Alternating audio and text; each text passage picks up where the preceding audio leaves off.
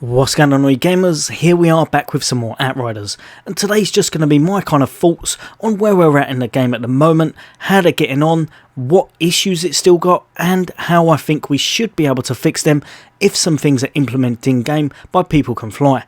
So if you want to know how I think People Can Fly can make this game a lot better, what features need to be added and things that need to be adjusted, then stay tuned, that's coming up next.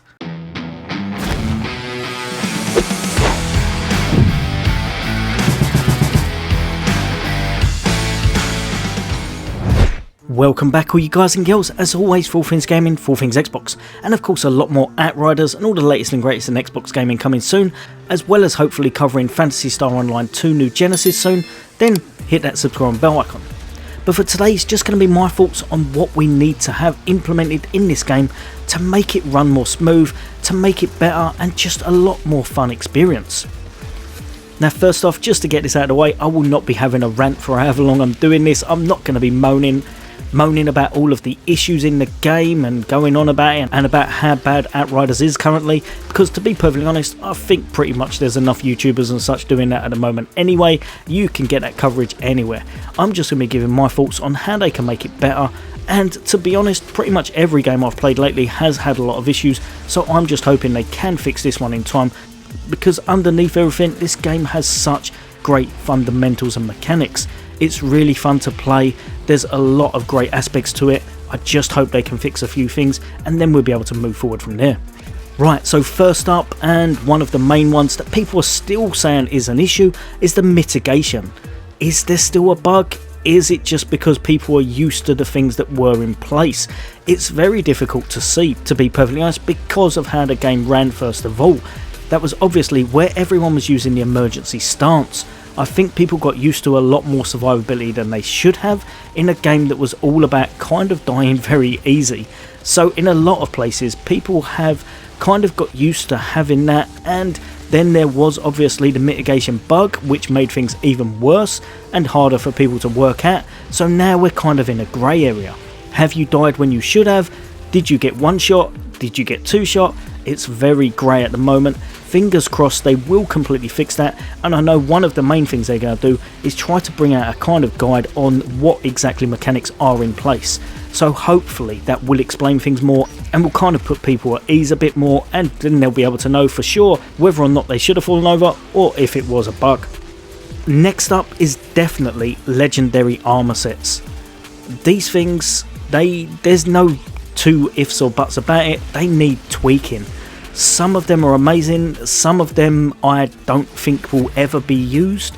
They're just not the best. The 3-piece bonuses on some of them are just not good enough on par with some of the others. For example, the Akari set is absolutely phenomenal. It is really good, really fun to use, and it boosts anomaly power through the roof, so if you're a pyromancer, you're probably going to wear that.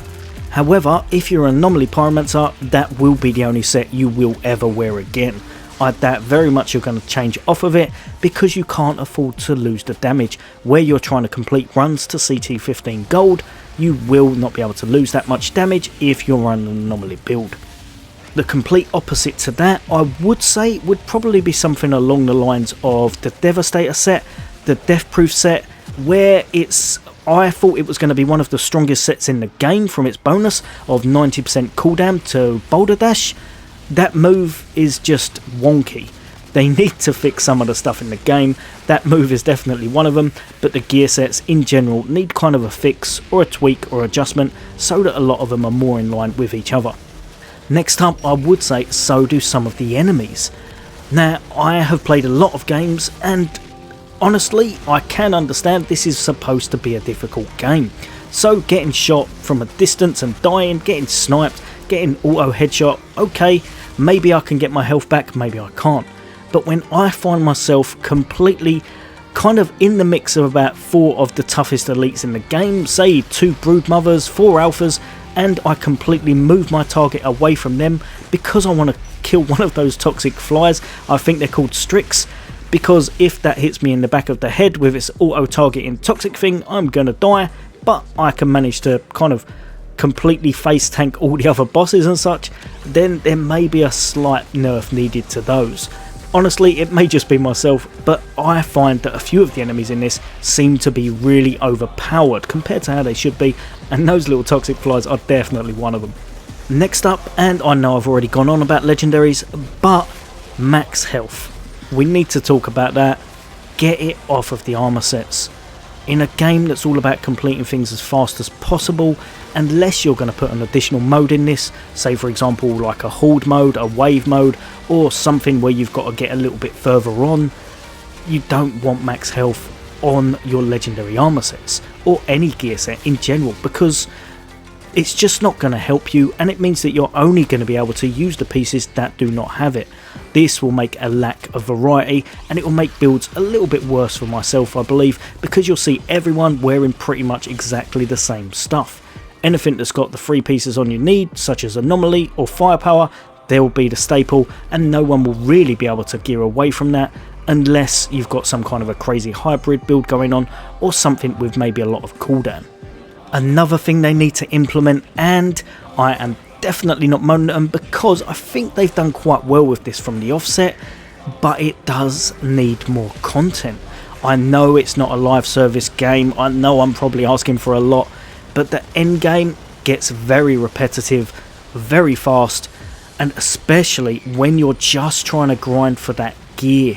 You're not doing it for anything else, you're not really able to make your way any further. There's no real reason to do it other than to get that gear. Now, I know you could say that's every game, but in some games the gear progresses.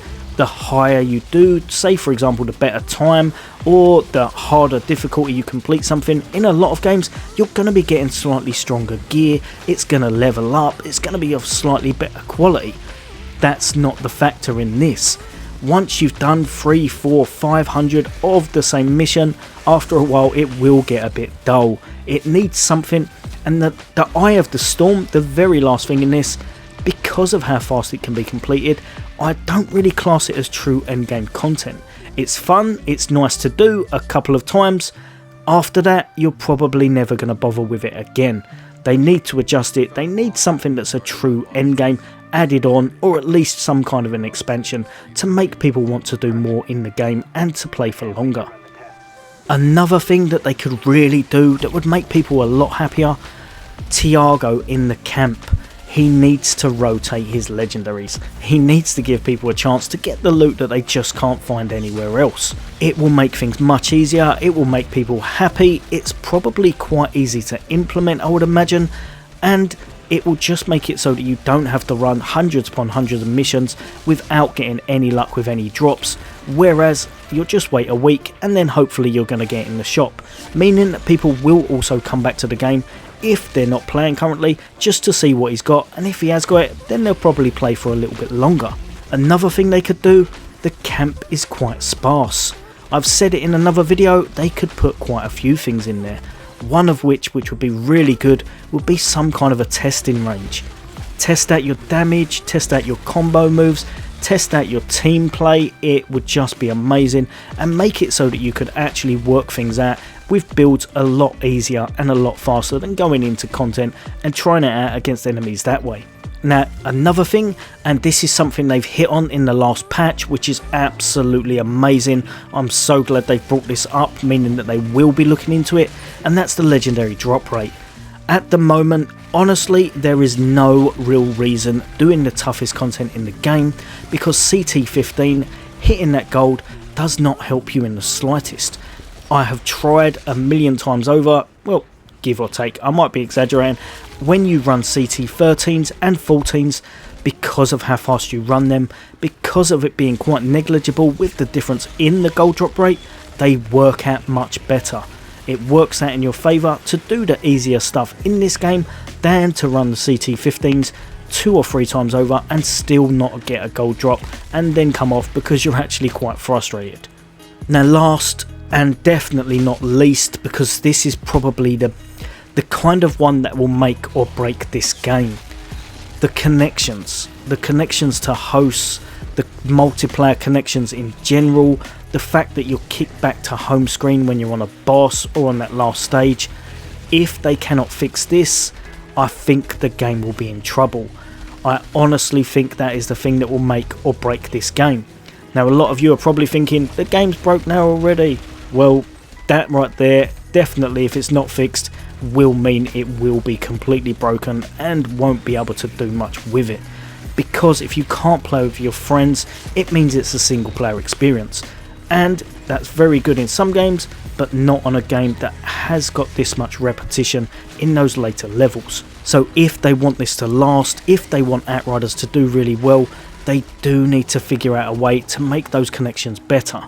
And at the moment, I must admit, they've definitely set themselves a tough goal with this, just for the sheer fact where it isn't obviously designated servers. That from the start was always going to be a bit of an issue, and we've kind of found out from the very beginning that it very much is. Sometimes you're going to connect to people and the game's okay, sometimes it will get laggy, sometimes you'll get kicked out, sometimes your bullets don't register, sometimes you can't connect whatsoever for 5, 10, 15, 20 minutes. It can be an absolute nightmare. I don't know if they can make it so they can kind of restructure it and get designated servers. I'm sure they have done that in the past on several games, I think. Tell me if I'm wrong in the comments. But yeah, I think it's something, if they want this game to work, and if they do manage to keep their community and the game does seem to thrive a little bit, it might be something they need to look into if they can't make the connections work as standard, because there's only so much you can do if you can't play with anyone in a game that is, in reality, kind of based on multiplayer. Especially the Eye of the Storm, which you have to have multiplayer in order to even complete 2 gold. Right, all you guys and girls, that's my kind of rant for today, or, well, not rant, it's just my thoughts on Outriders and where we're at the moment. Obviously, People Can Fly definitely have their work cut out for them, but to me, I still think they are trying. I know the community's really upset with them. They have done a few things that probably do warrant that, I'm not going to lie. But fingers crossed, they can manage to kind of get their fingers out, fix things. And of course, one thing I forgot to mention, hopefully they'll give everyone their care package that's a couple of months out of date now. And that will make people a little bit happier. As always, guys and girls, if I've missed anything off, chuck it in the comments for me to read. But for now, take care. I'll see you all next day.